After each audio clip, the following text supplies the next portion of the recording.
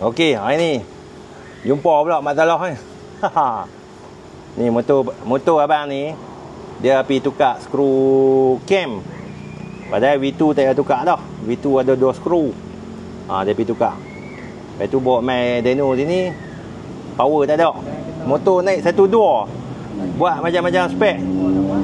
Kami duk check macam-macam, lelah dapat tangkap abang ni kata dia tukar skru cam. Kita dapat detect dah timing gear depa pasang. Pasang lari. Timing gear lari satu. Ni saya buat video ni nak beringatlah kepada orang pakai S-Max ni. Kalau terikut sangat, padahal asal kilang dah elok dah. Motor dah siap dyno, buat roller lah, macam-macam dah. Motor ni abang ni dia buat stage 1 di tempat lain lah. Exhaust, throttle body, ECU pun main dyno, horsepower pun naik tak tinggi. Try atas jalan pun baru naik 1.2. Motor mileage baru 9,000. Tu kami heran tu. Duk tanya owner kata dia pergi tukar skru cam. Padahal V2 tak payah tukar nak bawa dah. Dia ada 2 skru. Kebanyakan V1 yang orang duk tukar dulu 1 skru. V2 dia memang dah upgrade dah. Dia punya teknologi dah. Dan dia tukar ni dia cabut timing gear. Kedai yang sebelum ni dia cabut timing gear, dia pasang balik timing gear, lari satu mata.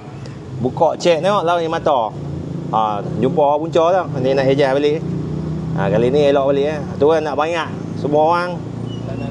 Nak pasang pun kena dengan pomen kali lah. Nak banyak dengan bagi pomen-pomen yang buat S-Max juga.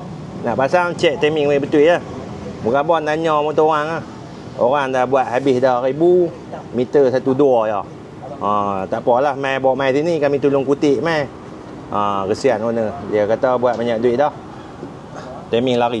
Meter naik 1.2. Kali ni satu mata pun ada kacau lah, ada kacau. Satu mata timing pun timing ching.